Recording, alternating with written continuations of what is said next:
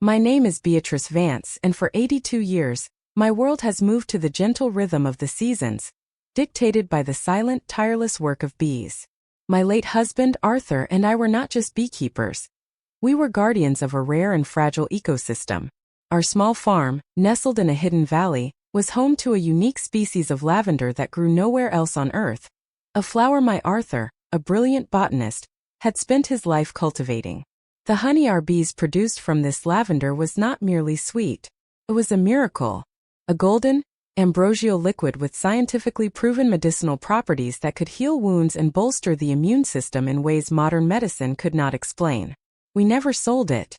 We gave it away to the local clinics, the community centers, the people who needed it. It was our gift to the world, a legacy of natural healing.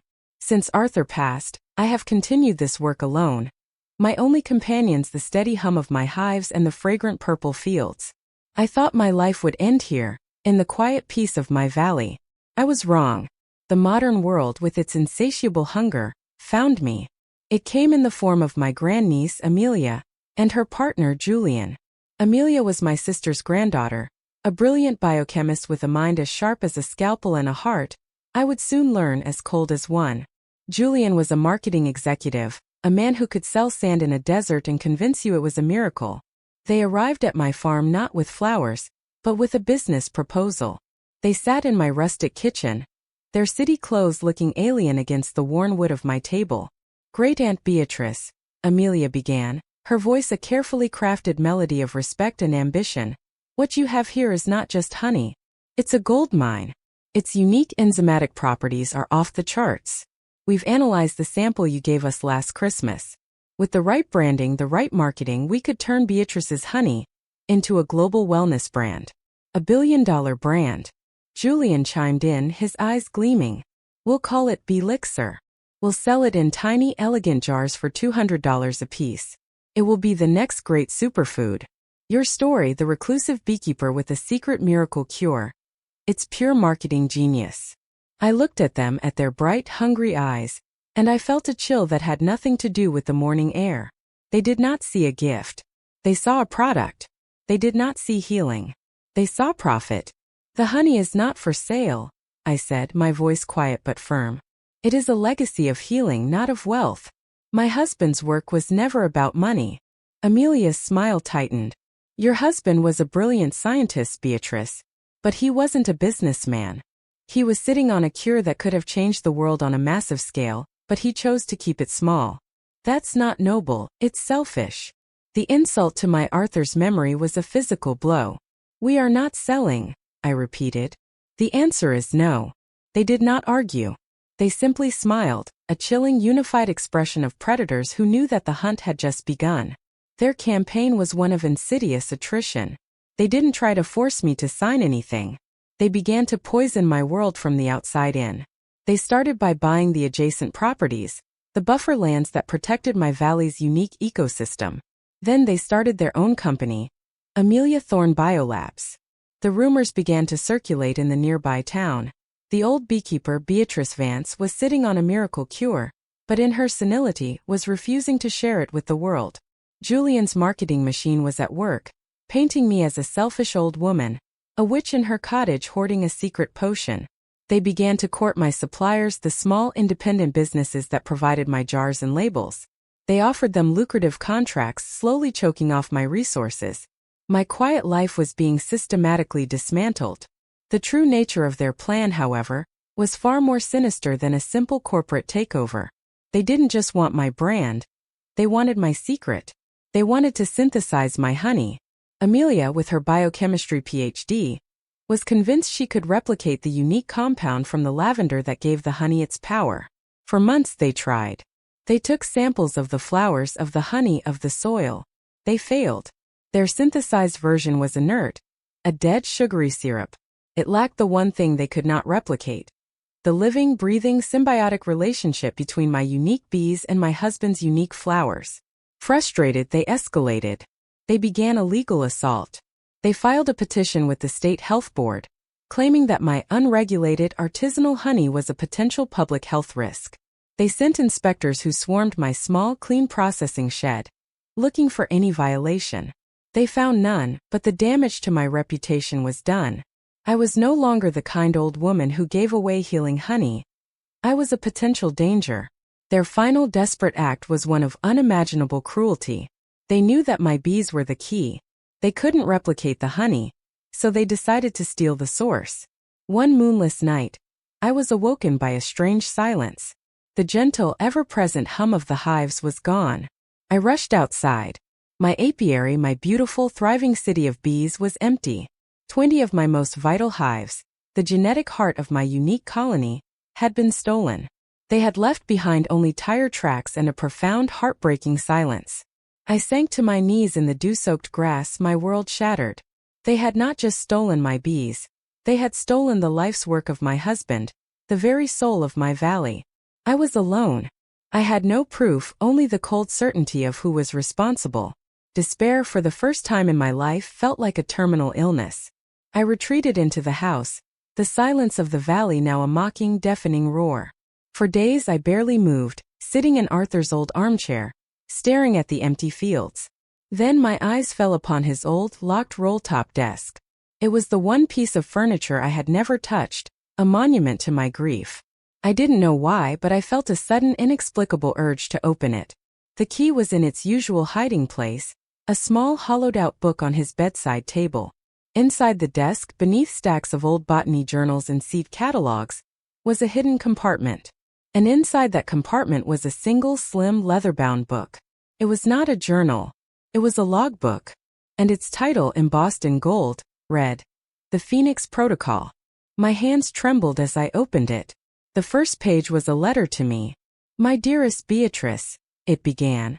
"If you are reading this, it means the world has come for our valley, and you feel you have no defense. You are wrong. Nature has its own weapons, and I have spent my life learning their language. Greed is a predictable disease, and I have prepared an antidote." Arthur, my gentle, quiet botanist, had been a brilliant strategist.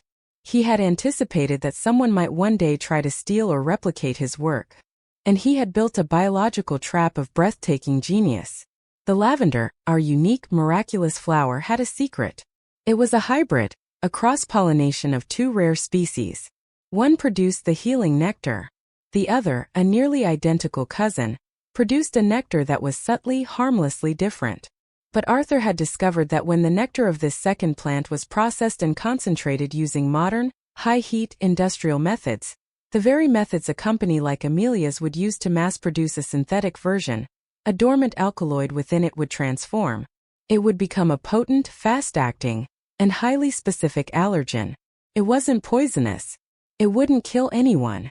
But it would cause a dramatic, unmistakable, and deeply unpleasant allergic reaction in 99% of the population's severe, blistering hives. He had planted a single, hidden apiary of bees, deep in the woods, that exclusively pollinated this second, Trojan horse lavender.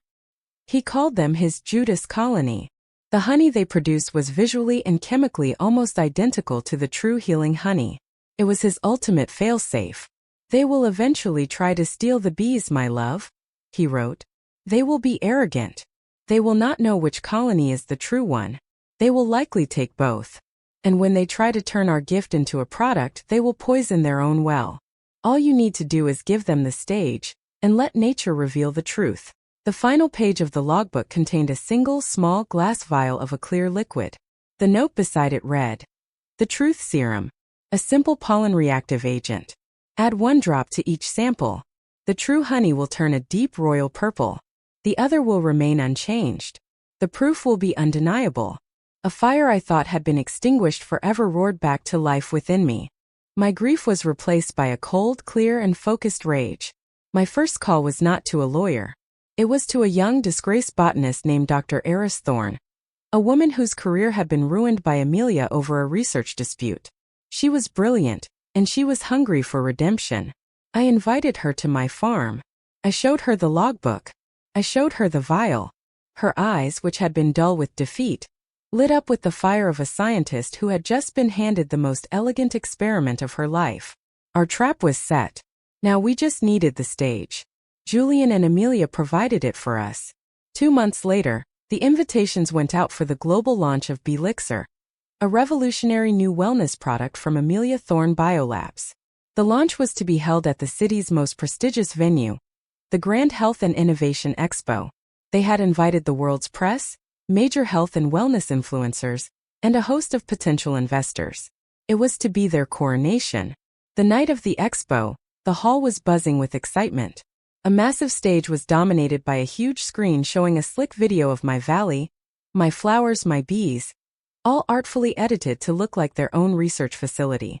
Amelia and Julian stood on stage, the picture of modern scientific wellness. For years, Amelia began, her voice resonating with false sincerity. A miracle of nature has been hidden away, a secret kept by the old world. We at Amelia Thorne Biolabs have used the power of modern science to unlock this secret and bring it to you. Julian took over. We present Belixir, he boomed, as attendants in white lab coats began to circulate through the crowd, offering small, elegant spoons with a tiny taste of a golden viscous liquid, the purest, most potent, scientifically verified wellness product on the market. A taste of immortality. That was our cue. From the back of the hall, Dr. Eris Thorne's voice, amplified by a small microphone, cut through the applause. A fascinating claim, Mr. Thorne. One that deserves to be scientifically verified. In public. All heads turned. Eris walked calmly down the aisle, followed by two technicians wheeling a portable gas chromatograph and a spectroscopic analysis station. My name is Dr. Eris Thorne, she announced. And I have reason to believe that the product you are selling is not only a fraud, but a potential public health hazard. The room erupted in murmurs. Julian's face turned white with rage. This is a pathetic stunt from a disgraced scientist. Security, remove this woman. Am I? Eris replied, her voice cool and steady. Then you won't mind submitting your Belixir to a simple real-time chemical analysis, will you? Unless, of course, you have something to hide. The press, smelling blood, surged forward, their cameras flashing. Julian was trapped. To refuse would be an admission of guilt. Fine, he spat. Prove it. As Eris's team set up their equipment, I made my entrance. I walked slowly down the aisle, no longer the frail, forgotten beekeeper, but the guardian of my valley. I held a single simple jar of my true honey. I placed it on the analysis table next to their slick branded jar of Belixir. Let's make this simple, I said, my voice carrying a quiet authority that silenced the room. My husband left me one final gift. A simple reagent that reacts to a unique pollen signature. I held up the small vial Arthur had left me. One drop is all it takes to reveal the truth. I placed one drop in a sample of my honey. It instantly bloomed into a deep, beautiful royal purple. The crowd gasped. I then placed one drop into a sample of their Belixir. It remained a pale, sickly yellow. As you can see, I said, whatever is in that jar, it is not my honey. But the real show was just beginning. All around the room, people who had tasted the Belixir sample were starting to scratch their arms. A woman in the front row let out a small cry as angry red welts began to appear on her neck. An influencer who had been live-streaming the event stared in horror as his face began to swell. The Judas honey, when processed, had become a potent allergen. They had not just created a fraud. They had served a room full of the world's most influential people a dose of misery. The panic was immediate. The humiliation was total. The live-streamed footage of the Belixir catastrophe went viral before the event was even over. Amelia and Julian stood on stage, frozen in the spotlight, as their billion-dollar dream collapsed into a nightmare of itching, swelling, and public disgrace. The aftermath was a firestorm. Lawsuits from the attendees, a federal investigation into their fraudulent claims, a complete and total corporate collapse. They lost everything. Their company, their reputations, their future. They vanished under a mountain of debt and shame. I did not watch them fall. I went home. I went back to my valley. The next spring, a miracle occurred. A small rogue swarm from one of my stolen hives, guided by a memory I cannot explain, found its way back to my lavender fields. They had come home. I sat on my porch watching them dance in the sunlight, the gentle hum of the hives a symphony of renewal. My valley was safe. My legacy was secure. To anyone listening to my story, I want you to say this. Do not let their modern world convince you that the wisdom of nature is a thing of the past.